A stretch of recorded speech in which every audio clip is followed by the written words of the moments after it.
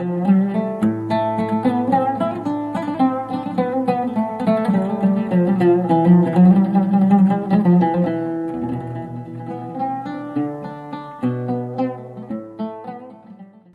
خوای بەخشندەی میهرەبان سەلام و میهرەبانی خواتان لەبێ ئازیزان بەختەوەرین لە ئاڵقەشتری تازەی بەرنامەی بافەڕ بە خزمەتی ئێوەی ئازیز و خۆشەویست گەشتینەوە. خۆشەویستان،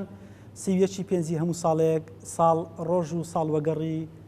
جیهانی نهێشتنی جگەرە کێشانە. ئێمە دەمانەوێت بەم بۆنەوە تاوتوی ئەو باسە بکەین ئاخۆ جگەرە کێشەکان چێن، بۆ جگەرە دەکێشن، ئەو هۆکاران چین کەوا دەکەن کە خەڵکان دەست بۆ جگەرە کێشان ببن. زەرەر و زیانەکانی جگەرە کێشان چیە؟ هەم لە ڕووی مادی، هەم لە ڕووی کۆمەڵاتی، هەم لە ڕووی تەندروستیەوە. حکمە شەرعیەکانی جگەرە کێشان چین و هەروەها تیجارەت پێکردنیەوە لە ڕوانگەی شەرعەوە حکمەکەی بەچێ دەکات. بۆ تاتوێکردنەوە باسە لە خزمەتی مامۆستاچی ئەزیز و خۆشەویست لە قەزای ڕواندز ڕێزار جەنابی مامۆستا عەبدولمەجید ڕواندزی. مامۆستا سەلامی خوای گەورە لەسەر بێ و خۆشحاڵین بە دیداری جەنابتان. سپاس، بەخێراتتان دەکەم و بەخێربێن، سەرتان خۆشحاڵ. خوا لێت ڕازی بێ. مامۆستا جیان، سەرەتا دەمێ پرسیاری ئەو بکەم ئاخۆ پێناسەی جەنابتان لە بۆ جگەرە کێشەکان چییە؟ بسم الله الرحمن الرحیم، الحمد لله والصلاة والسلام على رسول الله وعلى آله وصحبه ومن والاه. دیارە جگەرە کێشان دیاردەیەکی ناشرین و خوونەریتێکی خراپ و چاولێکەریەکی زیانبەخش و بەڵایەکی جیهانیە. جگەرە یەکێکە لەو چەکانەی کە مرۆڤ بەدەستی خۆی بۆ جانی خۆی دروستی کردووە. یەکێکە لەو چەکە کوشندانە، لەو چەکە زەبەلاحانەی کە بە درێژایی مێژوو مرۆڤ دژی خۆی بەکاری دێنیت. جگەرە کێشان ئەتوان بڵێم هەر ناوەکەی لە خۆیەوەیە، یعنی ڕاستی وایە بڵێن جگەر کێشان، کەسەکە جگەری خۆی ئەچێشیت. ئەو ناوە کوردیکەیت، یعنی ماڵی خۆی وێران نەکات، یعنی ناوەکەی زۆر جوان لەگەڵ ناوەڕۆکەی هاتووە. یار دوژمنانی مرۆڤایەتی بەتایبەت ئەوانەی بەدوای بەرژەوەندە تابەتەکانی خۆیان کەوتون بەردەوام هەوڵ ئەدەن بۆ ئەوەی ڕێژەی جگەرە کێشان لەسەر ئاستی جیهان بەرز بێتەوە، بۆ ئەوەی خۆیان زۆرترین قازان بکەن لە ڕێی فرۆشتنی جگەرە کێشان. لەبەر چی دایانەوێ مەسەلەن؟ بۆ ئەوەی زیاتر قازانج بکەن، یعنی لە پێناو لە پێوان بەرژەوەند تابەتی خۆیان گیانی خەڵکی بخەنە مەترسیەوە. بالضبط، یعنی بۆ ئەوەی هەرچەند ڕێژەی جگەرە کێشان زۆر بێت و ئەوان زیاتر قازانج ئەکەن و بۆیش دەبینین بەردەوام بانگەشە و ڕیکلام بۆ جگەرە زۆر بەزۆرەکانی جیهانەکەن. ساڵان زیاتر لە 4 ملیار دلار بۆ ئەم مەبەستە تەرخان ئەکەن، یعنی ئەمانە ئەوە يعني حتى ئەو دێڕەش کە ڕێکخراوی تەندروستی جیهانی هەندێک کۆمپانیای ناسار کردووە لەسەر پاکەتەکانیان بنووسن التدخين سبب الرئيسي للسرطان وأمراض الرئة والقلب والشرايين حتى آخره، يعني لنيو أم رنگ ئاڵاواڵەی ڕیکلامەکان ون ئەبێت و ناخوێنرێتەوە، بەڵام بەداخەوە ئەمانە يعني ئەگەر بە چاوێکی دادپەروەریانە بیان ڕوانی بای مرۆڤایەتی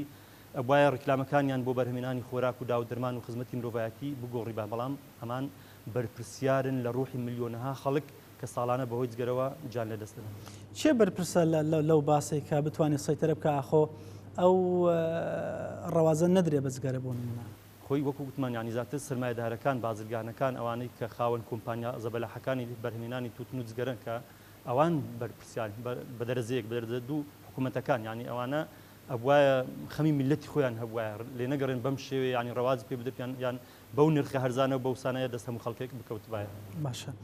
جگەرە لەبەر چی خراپە؟ یعنی ئەو پێکاتانی کەوا لە ناو جگەرەدا هەن سەرەتا دەمێ ئەوە بزانین دواتر بێن سەر حکومەکانی ئینشاڵڵا. جگەرە بۆیە خراپە، بۆیە حرامە، هەر خودی جگەرە لە کۆمەڵێ مادەی پیس و ژەهراوی و کیمیاوی و زیانبەخش پێکاتوە. مثلا بۆ نمونە نیکۆتین، زەرنیخ، قەتران، مۆنۆکساید، هایدرۆجین، نایترۆجین،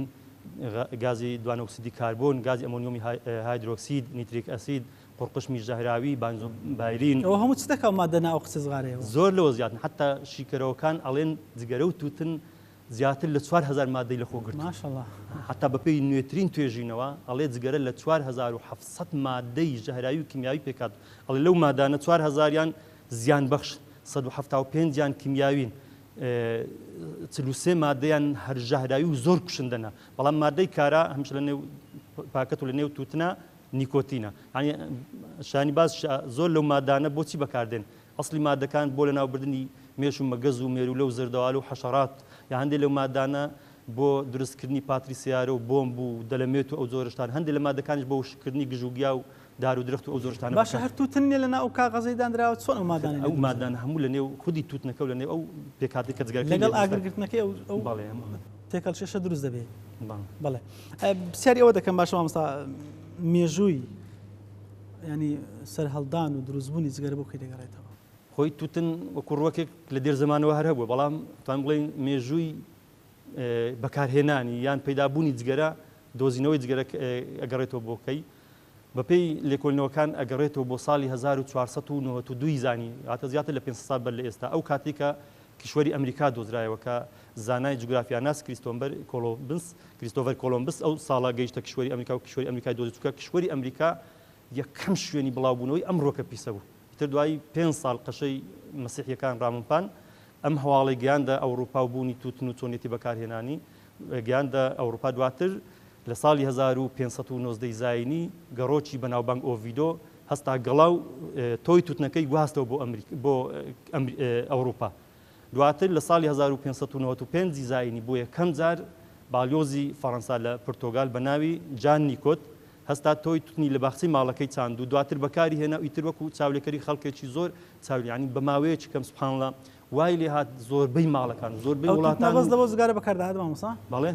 لەبۆ زگارە بەکاریان بەڵێ بەس بە شێوەیەکی تر ینی بەو شێوەی ئێستا و بەو پێشکەوتنە و بەس زۆرێکی تر گڵای توتنیان لول ئەدا هەندێکیان وشکە کردوان دەخستە ناوی و بە زۆرێک یانچیان دەناو قەمیش و ئەو شتانیان ئەکرد و یان چێشا ئیتر وای لات بوو بە چاولێکە ینی هەتا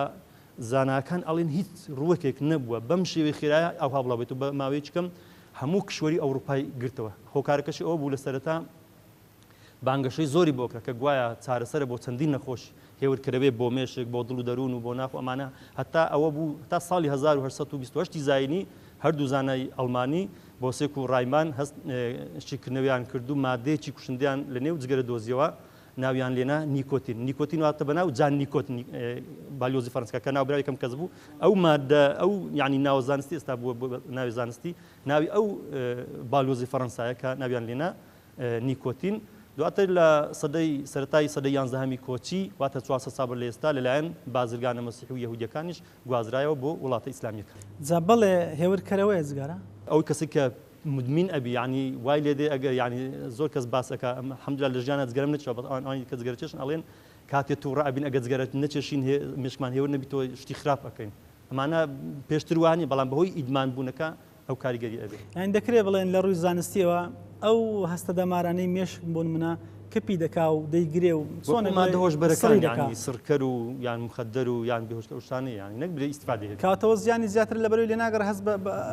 زامەکان بکەی زیان گەلێکی زۆری هەن طبعا هەم لە ڕووی مادیەوە هەم لە ڕووی کۆمەڵایەتیەوە هەم لە ڕووی تەندروستیەوە زامن حەز دەکەم مەسەڵەن بەش باسی بکەین لە ڕووی کۆمەڵایەتیەوە مەسەڵەن ئەو زیانانە چینکەوە لە جگەرە بەدەستێن دیارە گومان تێدانێت جگەرە زەرزیانێکی زۆری هەیە لە هەموو ڕۆکەوەی سوبحانالله زیانەکانی هێندە زۆرن ئەگەر بمانەوێت بە درێژی باس بکەین ڕەنگە بە بەرنامەیەک و دوو بەرنامەش کۆتای مەڵام هەوڵ ئەدەین هەر بە کورتی زیانە سەرەتاییەکانی باس بکەین زاری لە ڕووی کۆمەڵایەتیەوە دیارە زیانی جگەرە ئەوەیە کە تەسیرێکی کاریگەری لەسەر پەیوەندی کۆمەڵایەتەکان بۆچی چونکە کەسی جگەرە چێش لە کاتی قسەکردنە یان لە کاتی هەناسەدانە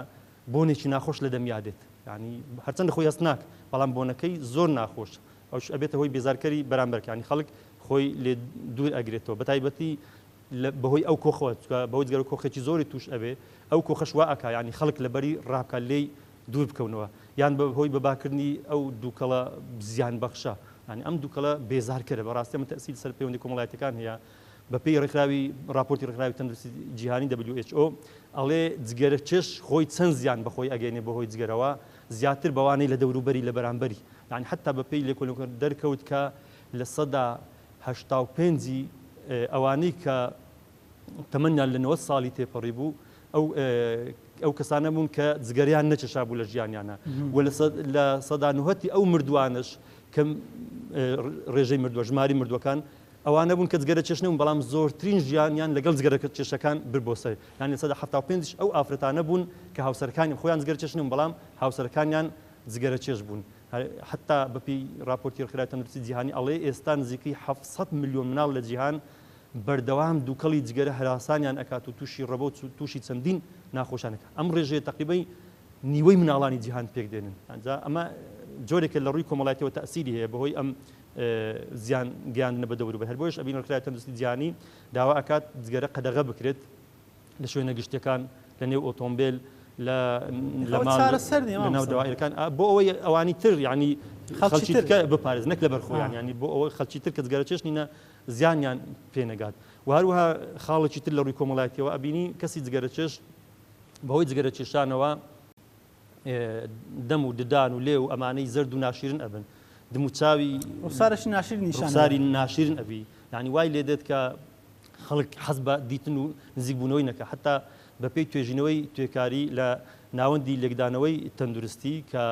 زانکۆی یۆتا لە شاری سالتلیک ڕایگەیان پسپۆرانی پێست لێکۆڵنەوەیان کرد لەسەر ئەوانەی کە تەمەنیان لە نێوان 40 ساڵی بۆ 50 ساڵیدا بوو ئەڵێ ئەنجامەکەی دەرکەوت ئەوانەی 20 ساڵ جگەرە ئەچێشن جیاوازەکەیان لەگەڵ ئەوانی جگەرە چێشنین 5 جار یعنی دموچاویان ناشیرن ببوو یعنی لۆچ و چرچ وانە بوو بەقەت ئەوانی کە جگەر 5 جار زیاتر لەوانە بە جۆرە نیشانی پیریان لێ دەرکەوت بوون ئەوانەی تەمەنیان 40 ساڵ بوو بەقەت ئەوانی 50 ساڵ زیاتر نیشانی پیریان لێ بە دەرکەوت بوون یعنی هەموو ئەمانە ئەمەش بەڵگە لەسەر ساڵ لە تەمەن زیاد دەکات یعنی ئەمە بەڵگەی لەسەرەوەی کە تۆ 20 ساڵ جگەرە بچێشی 10 ساڵ لە تەمەنی گەنجە و لە جوانیەتی ڕوخسار و ئەمانەت کەم دەکات ئەوە لە ڕووی کۆمەڵایەتیەوە لە ڕووی مادیەوە چ زیانی دەکەین ئابووری لە ڕووی ئابووریشەوە هەر گومان تێدان ینی جگەرە چێشان بە فیڕۆدان و بە هەدەردانی ماڵ و سامانێکی یەکجار زۆرە کابرا دەڵێ من جگە پاکەتێک دەچێت دەکڕم بۆن منە بە 1000 2000 3000 دەکات حسابی ناکە کە ساختیکە لەسەر ئاستی جیهان سامانێکی زۆر ساڵانە بەهدەر ئەدەی لەسەر ئاستی وڵات بە هەماشەوە لەسەر ئاستی خێزان ئەگەر بین لەسەر ئاستی تاکۆک و جەنابەت باس ئەکا ینی کەسێ ئەڵێ ڕەنگە من ڕۆژێک جگەرە ئەچێشم 1000 دینارە ئەمە بە نرخێکی مامناوەند دەگەن چکە پاکەت هەیە زۆر لەگرانترە هەشتا زۆر زیاتر ئەچێشی لەوانێت دوو پاکەت یان سێ پاکە زیاتریش ئەچێشی یانی هەیە بەڵام ئەگمە شێوە ناوەندەکەی وەربگرین کەسی جگەرە چێسەی کە ئەگەر ڕۆژێ یەک پاکەت بچێت ڕۆژی 1000 دینار مانجە ئەکا 30000 دینار یعنی هەر تەقەی سەری نایە زۆری پێ ئاسایی بەڵام هەمان کەس سیرکە ئەگەر بۆ 10000 دیناری کرێی کارەبایان کرێی ئەو چەندی لە قورس و ینی پێغەدرە ئەو پارە ئەدا لە کاتێکە ئەو هەموو خزمەتی پێەکە جگەرەش هیچ خزمەت نەک هەر خزمەتی پێ زیانێکی زۆریش پێگەین ینی ئەگەر نمونەیەک بینینەوە طبعا نمونە وەکو عەرەب ئەڵێن المەثل يضرب ولا يقاس تەنها بۆ نمونە نەک تەشبیهکردن یعنی ئەمە ناڵێن فلان کەس وەکو فلان کەسێ بەڵام یعنی ئەمە بەراوردکردنە مقارنەیە نەک تەشبیهکردن ستا کەسێک ئەگەر دوای ینی کەسی جگەرە چشەوەکو باسمان کرد مانجێ 30000 دینار ئەڕوات ئەگەر ساڵی دەکات 60000 دینار ئەگەر 10 ساڵ جگەرە بچێشی ئەکاتە 3 ملیۆن و 600 دینار ئەوجا مەبەستم لەو نمونەیە کەسێک دوای 10 ساڵ کارکردن دوای 10 ساڵ معاش وەرگرتن بێ ئەو 3 ملیۆن و 600 دینار بینی لەبەر چاوی خەڵکا بیسووتێنی خەڵکی پێێت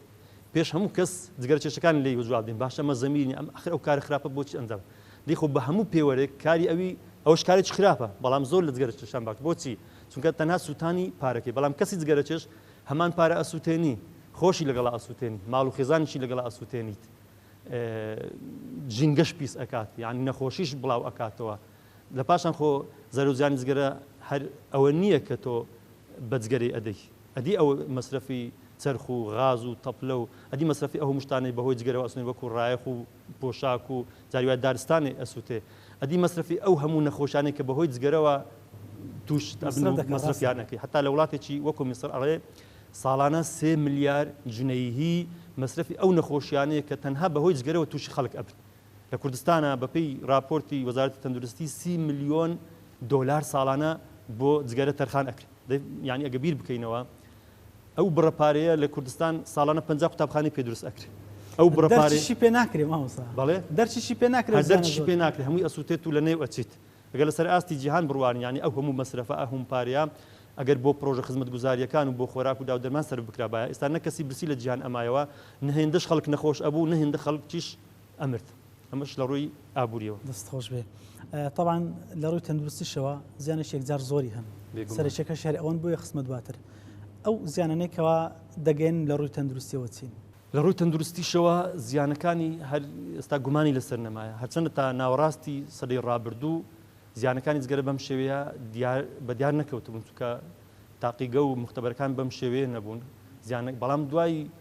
بڵاوبوونەوەی زۆرێک لە نەخۆشەکانی دڵ و شێرپەنجە و سیەکان و بۆڕی بەرزەکانی هەناسەدان و ئەمانە و مردنی ڕێژێکی زۆر لە خەڵکی بەهۆی جەڵتەی دڵەوە بەهۆی سەرەتانە زۆر بە جۆرەکانەوە پزیشکەکان هەستان لە ڕێی فەرمانگە تەندروستیەکان دەستگا پەیوەستەکان چەندین لێکۆڵینیان ئەنجامدا لە ساڵی 1950 تا ساڵی 1940 لە ماوەی 13 ساڵ بەردەوام ئەو بابەتە لە ژێر دراسەکردن بوو هۆی مردنی ئەوم خەڵکە و ئەو نەخۆشانە لە ساڵی 1940 ڕایانگەیان کە کەوا گومانی تێدانە جگەرە هۆکاری سەرچە بۆ توشببوون بە جەڵتەی دڵ و بە سەرەتان هەفتە زۆر سەرەتان بەهۆی جگەرەوە مرۆڤ توش ئەبێت و نەخۆشیەکانی سیەکان و گەدە و دەم و ئەوانە ڕیخۆڵە و جگەر و یعنی زۆر نەخۆشیان باس کرد وتیان لە ماوەی 6 ساڵی ڕابردوو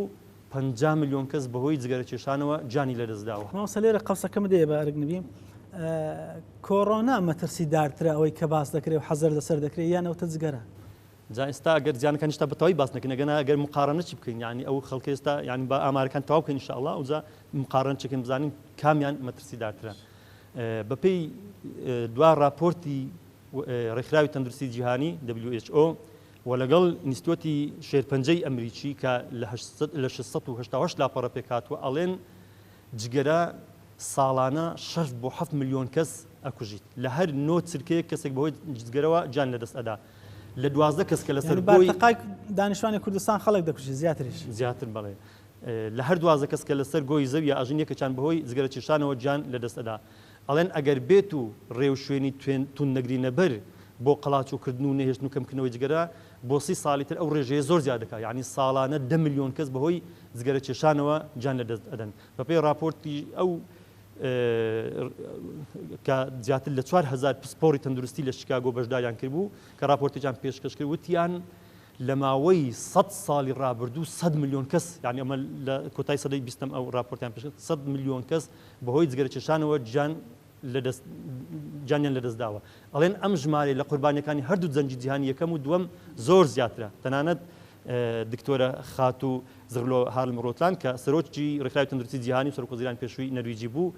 ئەڵێ ئەگەر چاوەڕوان ئەکرێت بۆ لە سەدەی 21ەم 1 ملیار کەس بەهۆی جگەرە کێشانەوە جان لەدەستدان جا لێرە ئەگەر مقارنە بکەین ینی 10 ملیۆن کەس بەهۆی جگەرە کێشانەوە جان لەدەستدەن بەهۆی کۆڕۆناوە تا ئێستا یعنی ئەمە 2 ساڵ زیاتر چکە لە 2019 بوو هەتا ئێستا بەپێی دواترین ئامار کە ئەو ڕێکخراوی تەندروستی جیهانی پێشکەشی کردووە 3 ملیۆن و 525,525 کەس جان لەدەستدا یعنی نزیکەی بە 2 ساڵ زیاتر هێشتا 3 ملیۆن و نیو جگەرە ساڵی دوو ئەوەندە زیاتر جاندان بەس ئەو جا تەماشا ئەەکەین یعنی بۆ کۆڕۆنا ئەو هەموو ڕێو شوێنەتوندا ئەو هەموو زیانە ئابوووریە ئەو هەموو خۆپارێزیە ئەو هەموو ترسود لە ڕاوچەیە ئەو هەموو پەککەوتنی خوێندن و زۆر کەرتی تری خزمەت گوزاری ئەمانە کەچی ینی لە بۆ جگەرە شتێکی وا نەکراوە نەکراوە بەڵکو ڕەوازیشی پێدرێ ڕێکلامیشی بۆ ئەکرێ ینی کارگەی نوێشی بۆ دروست ئەکرێت جا لێرەوە کە دەبای زووتر جواب وەڵامی بڕێستم دەبای کە بۆچی ئەم ڕۆژە ڕۆژی سوێکی 5 ڕۆژی جیهانی نیشتنی جگەرە کێشانە دوای ئاشکرابوونی ئەو هەموو زەرەر و زیانانە ڕێکخراوی تەندروستی جیهانی هەستا هەندێک کۆمپانیەکانی ناچار کرد لەسەر پاکەتەکانیان بنووسن جگەرە هۆکاری سەرچیە بۆ توشبوون بە شێرپەنجە و نەخۆشەکانی دڵ و ڕیخۆڵ و ئەمانە و وتیان ئەبێ ڕۆژی سوێچ 5 ڕۆژی جیهانی نێشتنی جگەرە کێشانی ساڵانە ڕێکخراوی تەندروستی جیهانی ئەم ڕۆژە یاد ئەکاتەوە و چالاکیەکان لە خەڵکی تیا و شارکاتەوە بەڵێ ئەوە طبعاً هێشتا زیانەکانی لە ڕووی تەندروستیەوە زۆرن بەڵام هەر وەکو ئەو باسمان کرد لە ڕووی تریشکە خەڵک لی بێ ئاگایە لە ڕووی جنسیشەوە وەکو دکتۆر پیتر پاون سمکێز ئەڵێ کە سپۆڕێکی بەناوبانجی بەریتانیا ئەڵێ جگەرە کێشان هۆکاری سەرچیە بۆ نەزۆچی و بۆ لاوازبوون و لە دەستدانی توانە جنسیەکان یعنی لەبەر ئەوەی نیکۆتین دیواری خوێنبەرەکان ڕق ئەکات و بەتایبەتی لەگەل کۆلسترۆل نایڵن کەوا خوێن بەباشی لوولە خوێنەکان بەباشی گرژ و خاو ببنەوە ئەمە شوا دەکات خوێن بەباشی نەڕوە بۆ تەنە ئەسفنجەکان پڕ ببن لە خوێن لە ئەنجامدا بێتاقەتی و بێتوانایی و ینی لاوازی جنسی و سێکسی ڕوو ئەدات و تەنان بەپێی سەرژمێری دکتۆر جود فریفاولر کە ئەوش هەر لە بەریتانیا ئەنجامدا ئەڵێ 100,000 کەس تەنها لە بەریتانیا بەهۆی جگەرە کێشانەوە تووشی لاوازی جنس و سێکسی بوونە تەنانەت بەپێی راپۆرتێکیش کە لە ساڵی 1986 ئەنجامدرا لێکۆڵینەوە بوو کرا لەسەر 186 کەس عفوا 116 کەس کە تووشی پەککەوتنی کاری جنسی و سێکسی ببوون دەرکەوت لە 116 کەس 108 جگەرە کێشابوون یعنی ئەمە جگەرە کێش بوون ئەمە دەرکەوت کە هۆکاری سەرچی جگەرە کێشانە ئەوە باسی جگەرەت کرد بەڵێسان ئاخۆ ئێستا بۆ منە نێرگەلەش باوە جیاوازی هەیە هەم لە ڕووی کاریگەری خراپیەکان و هەم لە ڕووی پێکاتەکانیشان بەداخەوە ئەڵێم ینی ئێستا خەڵکی بەتایبەتی گەنج و لاوەکانمان زیاتر ڕویان لە نێرگلە کێشان کردووە ئەمەش هۆکاری هەیە ینی وەکو پێشتر پرسیار کرد هۆکارچن خەڵک لۆچی تووشی جگەرە کێشان تووشی نێرگلە کێشان ئەبێت دیارە بەهۆی بێکاری و بێبەرنامە و قەیران یەک لە دوایەکان کە وڵات بەگشتی و کوردستان بە تایبەتی گرتوتەوە دەبینین گەنج و لاوەکانمان زۆربەی کاتەکانیان لەکوێ بەسەر ئەبن لە نادیەکان لە مۆڵەکان لە کافتریاکان و گازینۆکان و لە چایخانەکان ئەم شوێنانش هۆکاری سەرچین بۆ توشبوون بە جگەرچان و نێرگلەچشان و ئالوودەبوون بە مادە هۆشبەرەکان جا لە هەموو ئەم شوێنانە بە ئاشکرا نەک بە ئاشکرا بەبێ ئەوەی بە بێگومان دانراون ینی نێرگلەکان خزمەت گوزاری جگە لە سانسۆر بزەبتان دانراون تەنانەت لە ئەبینی لە ڕێوبانەکان لە سەفرەکان ئەو خەڵکی بینی لەسەر شەقامەکان هەر بە شانازیشەوە ینی ئەی چێشن و دانێن دیارە ئەو مادانی کە باسمان کرد لە نێو جگەرە چێشان هەیە ئەو زیانانی کە باسمان کرد لە جگەرەکە هەیە شارەزان ئەڵێن هەموو ئەو مادانە بە زیادەوە لە نێو نێرگلە شاهان ئەڵێن تەنانەت دکتۆر عزالدین مستەفا کە لە گۆڤاری خێزان ژمارە 7 چاپێکەوتنجان لەگەڵا کردووە ئەڵێ نێرگلە چێشان یعنی یەک کاتژمێر نێرگلە چێشان بەقەد ئەوای وایە کە تۆ 5 بۆ 10 پاکەت جگەرە چێشاپی یعنی 100 بۆ 200 جگەرە چێشاپی یەک سعاتی نێرگلە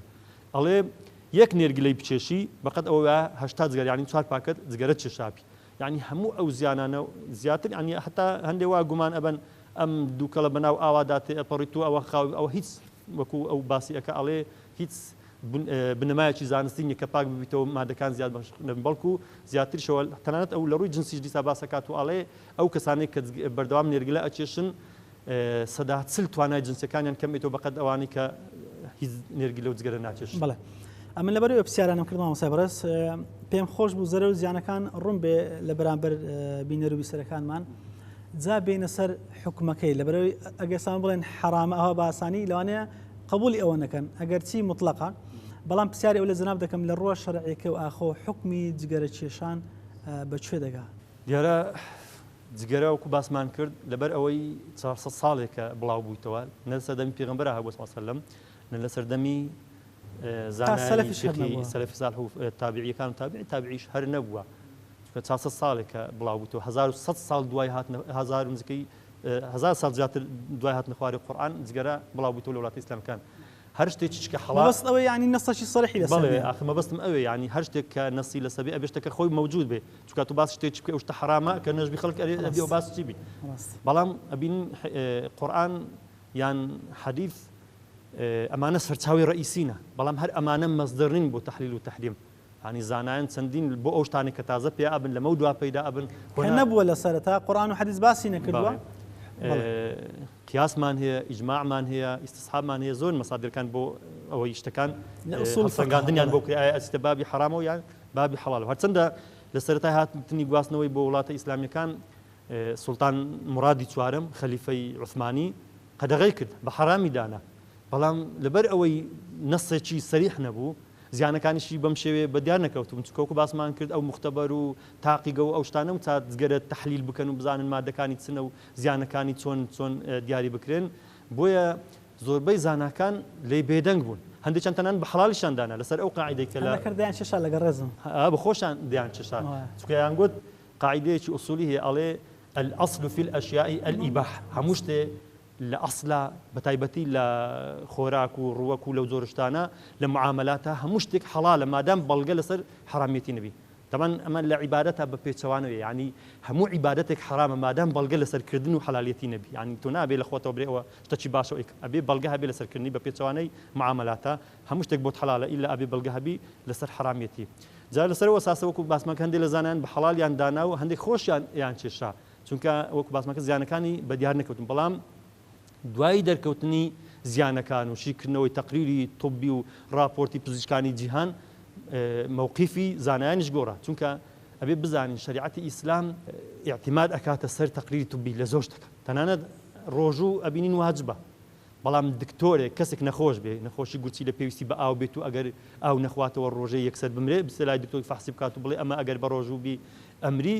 ئەمە واجبە بەڵام لەسەری حرام ئەبی يعني بروجو لو كسي ببي أم تقرير الطبي لو كسا أجوري الفتوى يختلف مكان وزمان والشخص ببي كسا كان فتوى أجوري كواتا هرتسندا أو زاناني باسمان كردن لزجري يعني بما هركس أو زاناني جويلي بيان بخويني توا يتر بيز ببلغ شرعي كانك هذا دبي بزاني يشتك حرام لبروي إسلام قرآن خدا تيلس إما حرام هرشت كزياني بوجستي إما بي بو كومالجا بي بو جينجا بي ینی جگەرە زیانی بۆ هەموو شتێکیات ئەمە لە باسی ژینگەش باسمان کە ژینگە پیس ئەکات و ناشرین ئەکات و شەقامەکان و خەڵکێک تەکلیفە بۆ خەڵکێکی تر بۆ پاکنەوەتان بەڵام دێنە سەر ئەوەی حکومە شەریعەتی نەسەکان کامانن کەەوە لەسەری تحریم کراوە قیاس کرا شتا ناتی مەسەر نەسەکان بەڵام ئەمە وەکو پێشەچێک بزانین بۆچی زانایان حرامیان کرد لەبەر ئەم هەموو زیانانە کە بە دیار کەوتن ئێستا وای لێ هاتی ینی تەوان وەکو ئیجماع لێ هاتی ئیجماع ینی جمهوری فقها لە مەذهبی ئیمامی حەنەفی لە مەذهبی ئیمامی ئەحمەد لە مەذهبی ئیمامی شافعی لە مەذهبی ئیمامی مالک لە هەر چوار مەذهبەکان یان جمهوری فقهاکانیان بە تایبەتی متأخرین هەمووی جگەرە بە حرام دانین لەو سەردەمەی ئێستا کە ئێمە قسەی تێدا ئەکەین لە هەموو وڵاتانی جیهان بگرە زانایەکی بە تەقوا شارەزا پسپۆر معتەبەر و بەناوبانگ نییە جگەرە بە حرامدانن هەمویان هەموو مەجامیعی فقهی ئیسلامی لە جدە لە بەریتانیا لە هەموو وڵاتانی تر کۆدەنگن لەسەر ئەوەی بە پشتبەستن بە تەقریرەکانی پزیشکان کە ئەڵێن ئەو هەموو زیانانەی هەیە ئەڵێن جگەرە گومانی تێدانە کە حرام کەواتە ئەمە وەکو ئیجماع ئەمە دواتر قیاسیش ئەکەن ینی هەر ئەوان ئەکەن بە بەڵگە تەنانەت لە کتێبی الفقه الإسلامي وأدلته دکتۆر وهبە زوحەیلی زیاتر لە 25 بەڵگەی نووسیون لەسەر حرامەتی جگەرە بەڵام ئەوانەی کە ینی بەڵگە سەرچەکان زیاتر دیارن کە ئەو زانایانە پشتی پێ ئەبەسن بۆ حرامەتی جگەرە ئەڵێن جگەرە شتێکە لە ڕوەکە پیسەکان ئەڵێن خودای گەورە هەموو شتێکی پاچی بۆ حەڵال کردوین یا ئەیها الناس كلوا من طيبات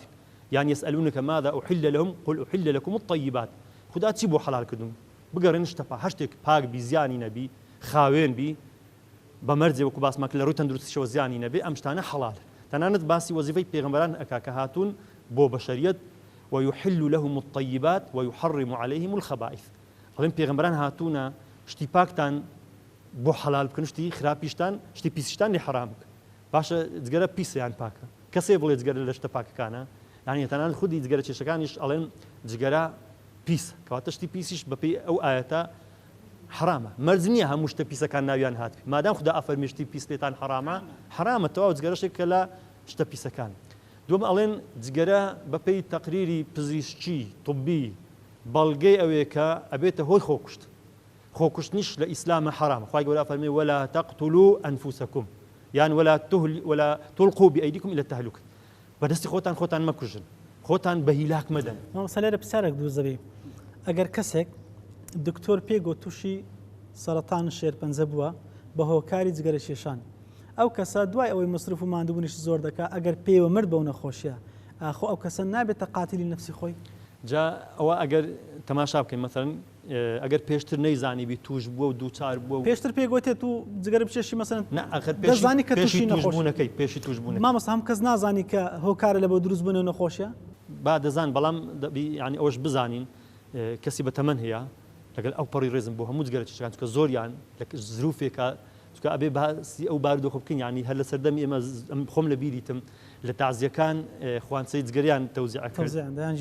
بەڵێ لە هەموو ماڵێک تەپڵی جگەرە هەوار میوانێکدا یەکسەر تەپڵی جگەرە بۆ دائنا لە ماڵەکانە ئەچێشرا پێشی چادا دەنرا پێشی چا جگەرەدا ئەندا ینی ئەو خەڵکە لەوانەیە پێشتر ئەو معلومات دەست لەوانێ هەتا ئێستاش خەڵکێک ئەو زانان بەو شێوەیە نەیزانیبی خەڵکێک بەم جۆرەکە توش بووە دواتر بەزیانێک ئێستا مدمین بۆ زۆر بە زەحمەت یعنی ئەمانە ناتوانین بڵین ئەمانە هەمویان قاتیل نەفس بوون بەڵام ئێستا کەسێک نەخۆش بی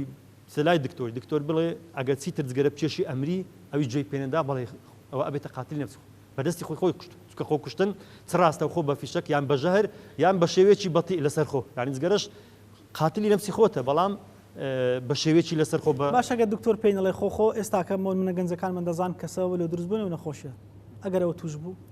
دەبی خۆی ئەو گوناهبارە بیت ینی ئەو بێتە قاتیلیان والله ئاعلم بەڵام گوناهبارە خۆی هەر لە جگەرە کێشانەکە خۆی گوناهبارە ینی ئەبێ بزانێ ئەوجا ئەمە لە ڕووی شەریع و نەسک ئەوەی کە قیاسی لەسەر کرابێ بەڵێ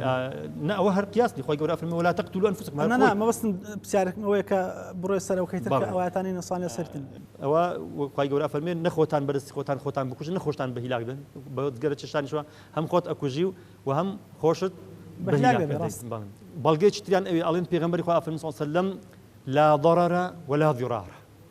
مسلمان نابێ نەزیان بەخۆی بگەینێ نە بە خەڵکی تریش بگەین دەی جگەرە چێشان هەم زیان بەخۆت ئەگەینی و هەم زیانیش بەدەوروبەر بە خەڵکی تریش ئەگەینی کەواتە زیان گەیاندن حرامە جگەرە شتێک کە لە زیان گەیاندن ئەبێ بڵێن حرامە و بەڵگەیەکی تریان ئەڵێن جگەرە کێشان ماڵ بە فیرۆدانە هەندێک ئەڵێن ئیسرافە بەڵام من لەگەڵ ئەو بەڵگەیانیم ئەڵێن وەلا توسریف چونکە ئیسراف بۆچی بەکاردێ بۆشتی پاک و حەڵال و خاوێن ینی تۆ لەگەڵ تەبذیری فەرقی هەیە زۆری فەرقی بەڵێ چونکە بین ئێستا لە ئاو بەکارهێنا زیادە ڕێ بکەی حرامە ئەو پاک تەنانەت لە خۆراکە ماڵ خێزانێک ئەگە بزانی بە 2 کیلۆ برنج شێوەکەیان خواردنەکەیان بەشەکە ئەو بچی کیلۆیەک زیاد لێ بنێ و نیوەی بخواتنەوەی خەسابکەمە ئیسرافە خۆ خۆردا کە پاکە بەڵام زیادەڕۆی تێدا کردی و ئەم حرامە بەڵام ئاەتی تر خوای گەورە ئەفەرمێ ولا تبذر تبذيرا إن المبذرين كانوا إخوان الشياطين وكان الشيطان لربه كفورا يعني خوای گەورە فەرمێ ماڵ بە فیرۆ مەدەن ئەوە زیاتر جگەرە ئەگرێتەوە چکە جگەرە چشان مار بە فیرۆدان وەکو ئیبن عەباس هیچی ناتەجێ لەغێر ئیبن عەباس ئەفەرمون هەموو سامانی خۆت لە شتێکی زڕور و پێویست سرف بکەی ئەمە ناکاتە ئیسراف و تەبذیر بەڵام ئەڵێن 1 دەرهەم یان 1 دینار لە شتێکا سرف بکەی کە پێویستت نییە یان هیچ سوودێکی لێوەرناگری هەر لەو گۆڕێ سەرفیەکەی ئەمە ئەچێتە بابی تەبذیر ئەگەر زیانیشی هەبێ ئەگەر زیانی ئەجزگارە نەک هەر سوودینە کێشەکە ئەوەیە زیانیشی هەیە کەواتە لە تەبذیرە ئەو ینی لەو شتانە ئەولاتر کە هیچ سوودیان نییە بەڵکو زیانیشی ئەوە کێشەکەیە لێرەش بەو بەڵگە دیسان بابی حرامە چونکە پێغەمبەر صلی الله علیه وسلم حدیثێکی تری هەیە ئەفەرمێ إن الله كره لكم 3 قيل وقال وكثرة السؤال وإضاعة المال سێ شت خوای پەروەردگار پێی ناخۆشن ینی پێی ناخۆن ینی حرامە ینی یەک لەوانە قیل و قال بڵێ وڵا فلان وای گوت و هەک بەخۆی یعنی لە پۆستی فەیسبوک و یان بڵاو کەی و فلان وای گوت بێ ئەوەی بزانی چێ وای گوتیا بێ ئەوەی لە ڕاستی و درستی قسەکەت دڵنیابی بڵاوی ئەکەیەوە فلان فلان مەصدەر و سەرچاوی قسەکە دیانی ئەمە خوای گەورە پێی ناخۆشە تەنانەت لە حەدیثێکا پێغەمبەر صلی الله علیه وسلم بەسە بۆ مرۆڤ درۆ بکە هەرچی گوێی لێبوو بیجێڕێتەوە بێ ئەوەی بزانی لە چێوە هاتیە و چی گوتیا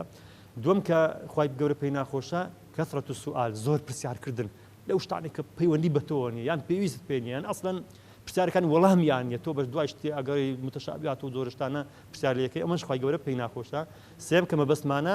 وإضاعة المال زۆر مال بە فیرۆدان یعنی ئەوەیە کە لە جگەرە مال بە فیرۆ ئەدرێت بەڕاستی نەک مال بە فیرۆ زیان بەخۆ گیان نیشە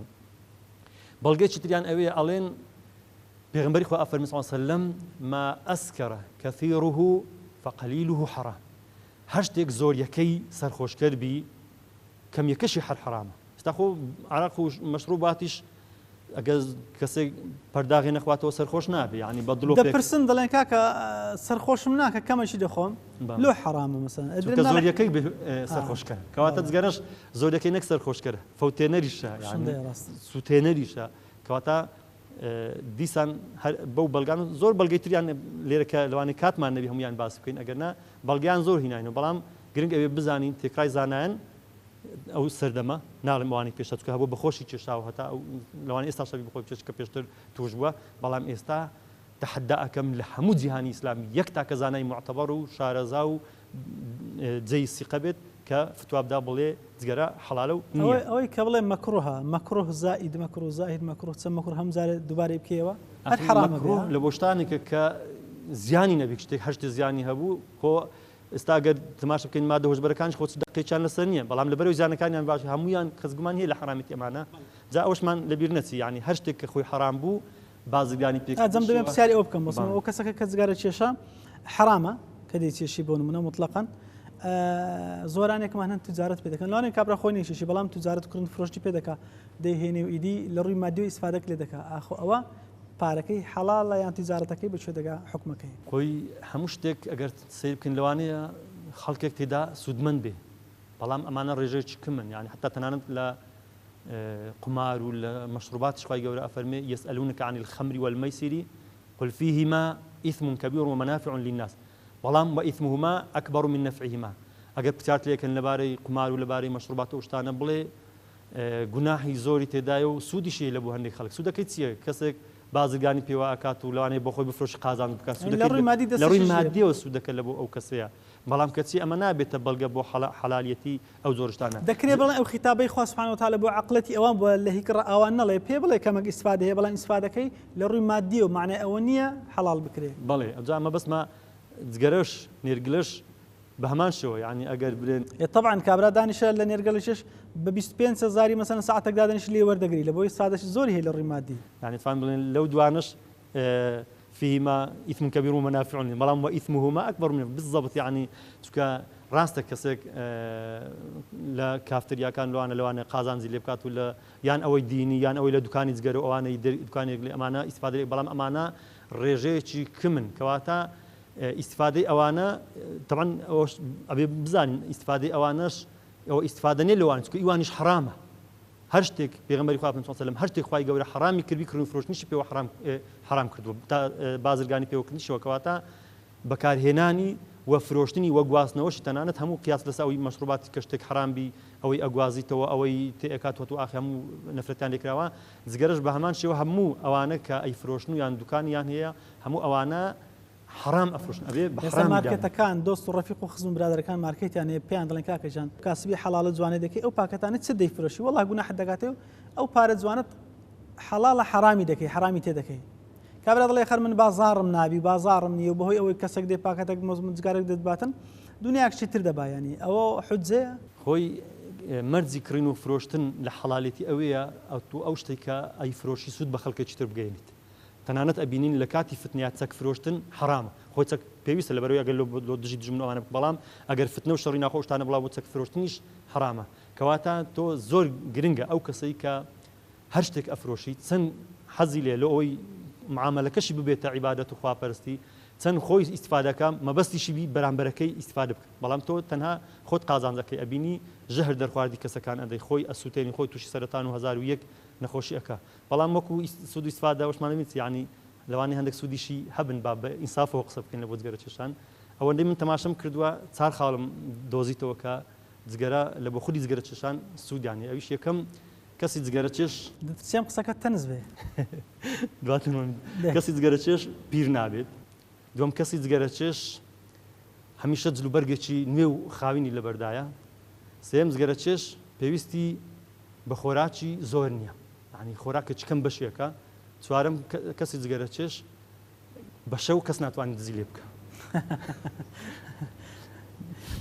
ڕوونی نەکەیەوە خەڵک تەحەدەک تێی ناگا یەکەم کەسی جگەرە چێش بۆیە پیر نابێت چونکە جگەر لێ ناگەڕێ پیر بێ بە گەنجی ئەیکوژی یعنی هەتەمەنەکەی زوو لێستینیەوە زوو ئەیکوژێت و لێ ناگەڕێ پیر بیت ئەو سوودەکەیتی بە حیساب دوم کەسی جگەرە چێش بۆیە جلوبەرجی نوێ چونکە زوو بەهۆی سۆتەکی جگەرەوە جلوبەرەکان دەبی زوو بیگۆڕیتەوە فردا یەکی نوێ بگریتەوە سێم کەسی جگەرە چێش بۆیە خۆراکی زۆر پێویستن چونکە ئەوەی ماعیدەی تێک چووە بەهۆی جگەرەوە یعنی دڵی هیچ خواردنێک نابە سبحان هەر خواردنێک دڵم نابات کەمەچی خواات و دیکە چارم ئەڵێن جگەرە چێش بۆیە کەس ناتوانێت دزی لێ بکات چونکە شەو کۆخێکی وای گرتو هەتا بیانی هەرە کۆخی هەر کەسێکی وای دیارە ساحیبەکار بە ئاگا و دوورەکەوێتەوە ڕاست باسی حەڵاڵ و حرامەکەمان کرد بەڵام حەز دەکەم پرسیاری ئەو بکەم ئەو هۆکارانە چین کەوا خەڵکانێک لە ڕۆژگارێکی وەکو ئەمڕۆیە شکر خەڵک و شار بۆتەوە بەڵام لە هەمان کاتچە هێشتانەکە کەسانێک هەن مەسەن دەست لە بەجگارە دەبن ئەو هۆکاران چی کەوا دەکەن خۆی یەک لە هۆکارەکان چاولێکەریە ینی بەتایبەتی لە نێو گەنجولاوەکان و باسمان کرد برادر کاریگەری برادر هاوڕێی خراپوان واکە چکە زۆر بەژانەکانیان لە کافتریا و لە مۆڵ ئەمانە بەسەر بن کە بین هاوڕێکی جگەرە ئەچێش تویان لە تەنتەویش بە سەرەتا بە شێوەیەکی سادە وەری ئەگریت و دواتر بەرەبەرە ئەو تاجیر و خاون کۆمپانیاوانش زۆر فێڵبازن یعنی ئەو مادانە ئەخەنە ناو جگەرە و نێرگڵەوانە کە بەردوسێ جگەرە ئینسان تووشی ئیدمان ببیت و ئالوودە بیت و نەتوانانی کە دوسێ کە چ بەردەوام بوویتر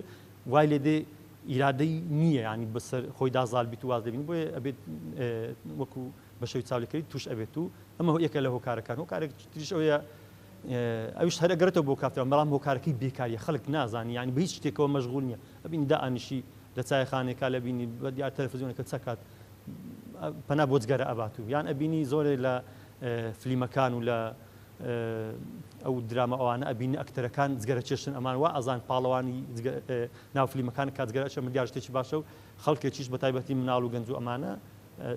تەماشان ئەکەن و لاساییان ئەکەنەوە و جگەرە ئەچێشن بەڵێ کۆتا بسارم نزانانی مامۆسایی ئامۆژگاری بەڕێزیان لە بۆ ئەو کەسانی کە جگەرە دەچێشن یان ئەوانەی کە دەیانەوێ بچێشن یان ڕەفیقی جگەرە چێشن دەبێت چی بێ وڵا کۆتا وتم پامێکە بۆ جگەرە چێشەکان کە ئێمە ئەم بەرنامە وە لەو خودبەی ڕابردوش لە وتاری هەینیا باسم کردووە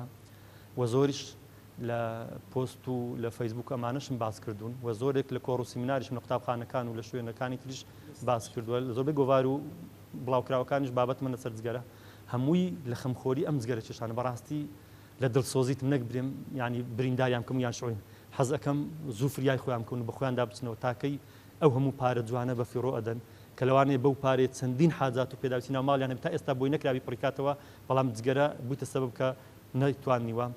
پاشان فریای تەندروستی خۆیان بکەن خوای گەورە وئین لبەدەنیکە عەلەیکە حەقا دەستەی تۆ حەقی تۆ لەسەر ینی ئەم ئەگە تەماشای ڤیدیۆکان بکەن تەماشای ڕسمەکان بکەن دەزان ئەو کەسانی کە جگەر چش هەناویان چۆن ڕژ بووە و چۆن ماڵی خۆیان وێران کردی و جگەری خۆیان وێران کردو بۆیە فریای تەندروستی خۆشیان بکەون یعنی جگەرە شتێکی مستەحیل نییە ڕاستە بڕێک قورسە لەبەروی مدمین بەڵام ئیرادەت هەبی ئەتوانی بەسەری دازاڵ بی من 2 ساڵ بەر لە ئێستا لە فەیسبوک پۆستێکم کرد وەکو پێشبڕچێک وەکو خەڵاتێک بۆ ئەو کەسانەی لە ماوەی مانگێک بتوانن تەمان هەموو ئەوانی باسم کرد بە درێژی لە چەند هەفتەیەکە باسم کردم دوای خوێندنەوەی ئەم بابەتانە ئەوەی بتوانانی جگەرە تەرێ بکە لە ماوەی 1 مانگ هیچ جگەرە نەچێشی ئەمن مانگانە 30,000 دیناری بۆ ئەبڕمە هەموو مانگی 30,000 دیناری پێدەم تەمان ئەوانەی خەڵکێکی زۆر بەشداریەکەن بەڵام ئەوانەی شکر تا ئێستاش بەردام پەیوەندیەکەن و بە 33 کەس توانیان لە ماوەی 1 مانگ جگەری تەرکەن بەسەر ئێستاش پارەکان دەدەنێ بەردەوام پارەکیان لەوە یعنی چۆن کەسی جگەرچک و باسمان کرد مانجە 30,000 دیناری ئەڕۆشت تا 30,000 دیناری بۆ ئەگەڕێتەوە هەموو مانجێ بێەوەی لە بکەم بێتەوە ئێستا شکر بۆ خوای گەورە پێشتر وان نەئەزانی بەس ئێستا ئەزانن ینی جگە لەو 30,000 دینارش خۆشیان قازانجیان کرد تەندروستی خۆیان ڕاگرتوجا پێیان ئەوەیە کە بەڕاستی گوناحە ئەم جەستە جوانیە ئەم ڕوخسار جوانی خوان ناشرین بکەن و ئەم توانانی کە خوای گەورە پێی بەخشیون بەجگەرە وێران خێزان و منداڵ و خێزان و ئەواشیان هەراسان کردن یان خەڵکی ترشیان ببنە بار بەسەر خەڵکی ترەوە بەڵێ زۆر سپاس بۆ بەڕێز مامۆستا عەبدولمەجید پێشنێژ وتارخوێنی مزگەوتی حاجی عەبدوڵڵا لە ڕواندز خوای گەورە پاداش بەخێر داتەوە زێتماندای زۆر سپاس بۆ بەڕێز گەلێک بەخێر بن سەر بەڵێ بینەرانی بەڕێز و خۆشەویست هیوادارین ئەو تە جوانانەی جەنابی مامۆستا ببێتە مای ئەوەی کە هەر یەکێک کە نیازی هەیە خۆ جگەرە شێشە وازی لێبینێ لەبەرەوەی زەرەر و زیانەکانی بێحەد و بێحسابن هەم لە ڕووی حرامی شەوە ئیدی قابلی قبول نی ئێمە لەسەر ئەو حرامە بەردەوام بین سپاسی بینەریتان دەکەین تاکو دیدار بەخوای گەورەتان سپارم سلام علیکم ورحمة الله وبركاته